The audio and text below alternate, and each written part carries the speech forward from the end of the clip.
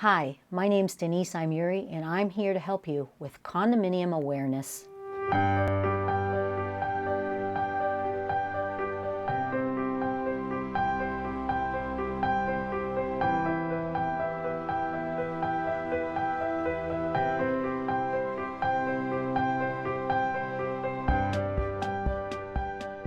I am with Costa Real Estate.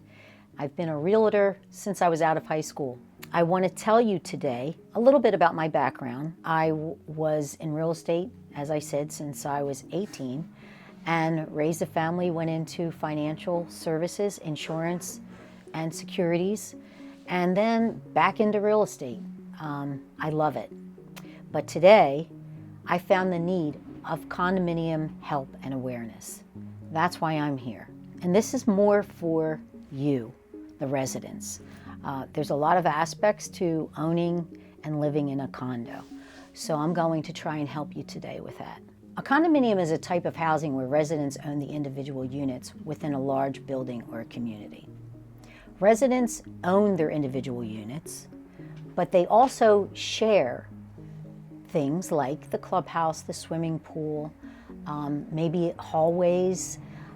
You may have individual entrance or an entrance where more than one person would be using to get to their unit. Because what you really own, when I say unit, is from the walls in. So a condominium is different than a single family home, a townhouse, and you have to look at each individual's complex declarations, CC&Rs, and what is involved as far as ownership. You could own the roof, or you may not own the roof. It could be one single villa, like a house, or a patio home, but still within a condominium community. So if that helps you, we'll go further into this. But it's what your ownership and what you pay for in maintenance fees is probably the most important thing to most residents, especially from what I've heard in my career. So what happens in a condominium is a little different than a house. You have shared amenities such as swimming pool, fitness centers, community rooms, and that's a big benefit to living in a condominium. If you have a house, of course, that could be more costly. The maintenance and upkeep are handled by the management company and the board of directors. You'll get a monthly budget or a yearly budget and monthly financials on what is being taken care of in the community. Not all condominiums are exactly the same, including the fees. Some may include even a utility, which is a surprise, maybe electric bill or maybe the cable bill. So when you evaluate the maintenance fees, you want to evaluate what is included within them. Now, with everything, there's advantages and disadvantages. And that's a personal choice, and that's personal to you. So some advantages to you may not be advantages to me. So when you're living in a community, I grew up in a type of row home in the city area. I ended up growing up in the rural area as well. So I had experienced both. And some of you may have experienced the same thing. So do you like living in a community where you have other people in the community that you can share, you can discuss, or do you want a private setting? So there's advantages and disadvantages to that, and that is personal to you. The benefits of shared amenities and responsibilities come with shared ownership.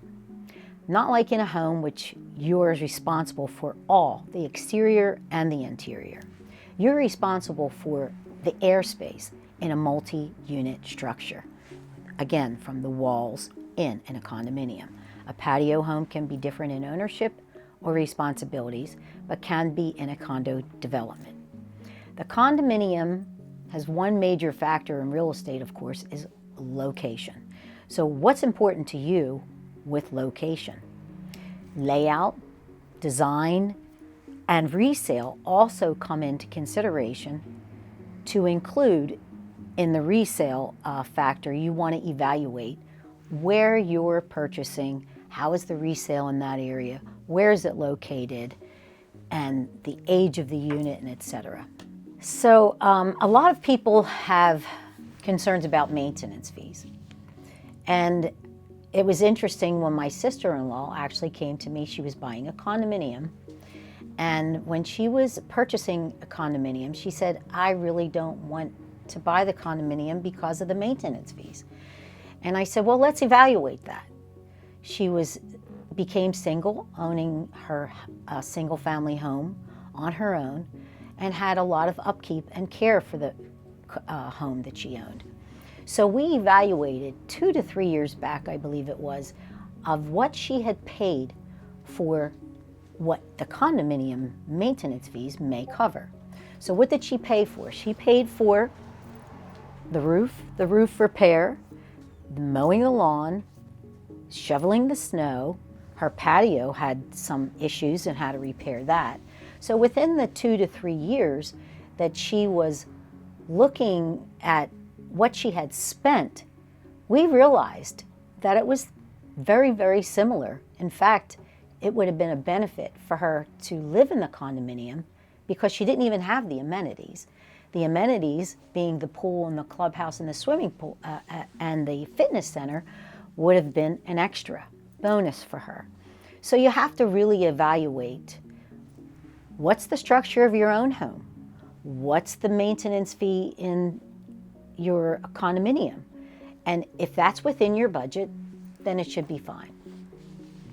So when you purchase the units, there's certain expenses that come with the maintenance fee. And the one thing that I didn't mention was insurance. Your insurance is covered. That's your homeowner's insurance. But when you get your own insurance, you should get from the Walls Inn. Your insurance agent will know what to do. He would look at the documents and see what's covered, and then he would cover your insurance accordingly. So the monthly fees could cover trash removal, snow removal, landscaping, and amenities, and insurance. So they're the major ones. Now, one thing to keep in mind in the maintenance fee too is some roads in the condominium developments are owned by the community itself or by the township. And there's pros and cons to that. As far as if the township takes it over, then it may take longer to get it repaved than if maintenance fees are saved and budgeted for to replace it on your own. So there are pros and cons to that. Of course, the maintenance fees have to pay for it, but at least you know that the community will be kept up according to the standard that you would hope within your living conditions. Rules and regulations come into play when you're living in a condominium. That's good in a lot of ways. And then in some ways, some people think, well, I have restrictions. Well, you have restrictions when you live in your own home. If you have other people living with you, it's the same thing. You have restrictions of noise levels. If it's 10 o'clock at night, you don't want the TV blaring and someone else is in the house, or if you're having a party and someone else is in the house. So you have to keep in mind to be respectful for others. We want to respect our people and our surroundings as much as possible. So in a condominium, there are restrictions with sound after 10 o'clock at night. There's restrictions in using the facilities. So you have facilities such as, again, the clubhouse, the fitness center, the pool.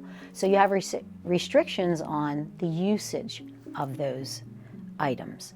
And clubhouses, typically, you may have a small minor fee, $25 to use the clubhouse for personal use. Or you could use it as a community, and they play cards, they go watch Steelers games. So it's really nice to have that in a community setting. Condominium documents, of course, are what you need to review. That should be your source of decisions when choosing the right condominium. For you to include the financials as well. When you're looking at a condominium, you want to see the condo docs, which are the bylaws, the declaration, which is the CC&R, the covenants and the restrictions, so you want to know what's involved when you're purchasing it, especially the financials. You want to make sure that the reserve account has a good nest egg for you. That's very important in choosing any place where you're going to purchase. Pros and cons, as I said, advantages and disadvantages change. The pros could be it's a convenient location. Their condominiums are often in urban areas. There's lower maintenance, as the common areas, exterior maintenance, are managed by the homeowners association and not yourself. So you can pick up and leave. You want to go golfing, you work 60 hours a week. They're the types of people that really look at purchasing a condominium. I myself am in a condominium and love the fact that I can close the doors and go to Florida, which I plan on doing. That's the benefit to me. Other pros are having the amenities, the gym, the pool, and the security, which you don't have to go out and test the pool. That's a benefit. It's often easier to rent out too. It's great to rent out your condominium to a younger or older couple, because maybe the people starting out don't know where they want to be yet. They're not really grounded in their job or their location. Or maybe you have an older couple who just wants to rent for a certain period of time because they do travel south at times. So they're the pros to having the condominium. Some cons are, of course, it's not a single family home and it's not as private. You don't have a large yard. You have monthly HOA fees, which you won't have in a house, but I described there's positive and negatives to that. It's often seen as a long-term investment when you have your home, and an appreciation value or the property values. That can be different in different areas too. There's higher maintenance costs in a home because you're the only one paying for them. It's shared expenses when you're in a condominium and shared usage. Sometimes they're less convenient locations. They're often in the suburbs, or less community amenities. But the one thing that you really need to look at is who is running the condominium. The Board of Trustees run the condominiums. They have an annual budget that comes out, and the Board of Trustees has the power and control and authority for any decision making over the governing body or the governing documents, which are your condominium documents, your bylaws, and your rules and regulations. That is the most important thing, I believe, in living in a condominium climate. The board's responsible for making rules and regulations for the complex, managing the budget, maintaining common areas, and making decisions that impact the community as a whole. So when you're voting for those Board of Trustees, you have to keep in mind that person, that personality, because everybody has different reasons for getting on the board. And it's a thankless job. I've been there. It's a thankless job. So you're working for nothing. But some people have different motives, so you have to be careful on when you're choosing that person, because they have the power and the control, depending on the specifics of the condominium bylaws, but they generally have influence over the daily operations and the future plans of your community. Some may think the management company controls. That's not the case. The board makes the decisions, and it should be based on condominium documents and bylaws. We, the people who live there, the residents, we have the right to peaceful living and enjoyment of our condominiums. So the board should have and should work within a fiduciary responsibility to you, the resident. That is the most important thing. And that's why I'm here today, because I hear residents all the time talking about this and saying, you know, what can I do about XYZ?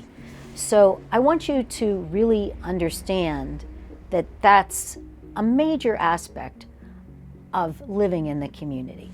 So what are the duties of the board? They're there to protect and maintain and enhance the community. They're there to establish an operating budget, set up reasonable reserves, collect the assessment dues, make the rules for the common good, handle the operation of the organization, responsible to the residents in a fiduciary capacity to serve the residents, not self. That's a difficult one because sometimes you're going to have a power-hungry kind of personality that wants to just be there to run something because they've run something all their life and feel that they can run this as well. But this is a different animal when you're running it. There are residents there and they have to serve the residents in the capacity that the condominium was set up. So when you look at the bylaws and you go back to review those, you should review it in the case of, are they following what they need to follow, or do they go a little bit outside that gray area? So my advice to you with living, research, finding the right place is this. Review all the minutes. They have monthly meetings, and the minutes should be posted monthly, either on a website or they should be mailed to you. That is major important. In fact, condominium documents state that you're allowed to attend their monthly board meetings, and you should. You should all go and listen to what is going on, because sometimes you may not even know if the minutes aren't even posted and something happens that they're doing repair work or something and you had an objection to it, you could voice that objection. So you want to make sure you attend monthly meetings, especially annual meetings, and especially when you are voting for the Board of Trustees, because that's an important position. So know the budget, the annual budget, study it, and make sure it's being followed. Review all professional audited budgets and financials. There is a danger when assessments can go too high. Besides the fact that high dues can be hard for members to pay, they may make resale difficult. If you were offered 2 different condominium developments and all else were equal, would you choose to buy one that had $125 a month or one that had the $325 a month maintenance fee? So it's something you really want to review and understand what's included in the maintenance fees. A good board will walk a fine line in raising dues high enough to meet the reserves and operating requirements, yet not so high to lower property values. So you have to make sure that this is done in the capacity to which the residents and the bylaws and the rules and regulations and the reserves are required. There's a reserve study that is done or should be done in your community. The reserve studies are done by professionals. They will come and evaluate your condominium. They will fine-tune what the age of the complex is and what needs to be done annually within a budget based on what you have in your reserves and the age and depreciation value of anything, if you have the clubhouse, the swimming pool, the blacktop, the roofs. Everything that's taken care of is done in the reserve study. And they will give an evaluation such as the roof. 6 to 8 years from now, we have to replace this roof. So we have to have enough in our reserve account to handle that replacement. So those are the major aspects. I appreciate you listening to this. And we're doing this for a good reason for the residents. This is for you, the resident. I would want to hear from you. I am with Costa Real Estate. You can email me at Denise, D-E-N-I-S-E, at Costa, C-O-S-T-A-R-E.com. I want to hear from you. I want to hear what you have good to say, what you're not happy with, how we can help you. We do have some ideas to helping people in communities with some aspects and issues. And one is, I want to mention fundraising aspects.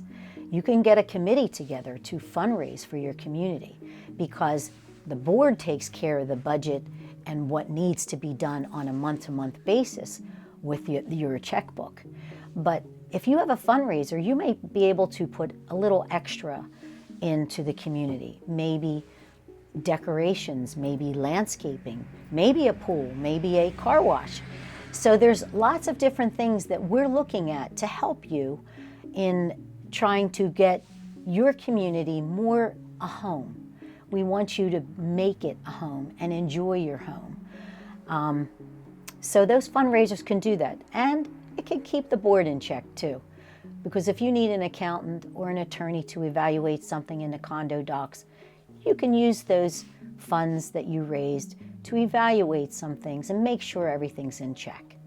So please give me an email, tell me what your issues are, and tell me what your concerns are, because we may even have you on the show talking to us about it. Thank you for listening.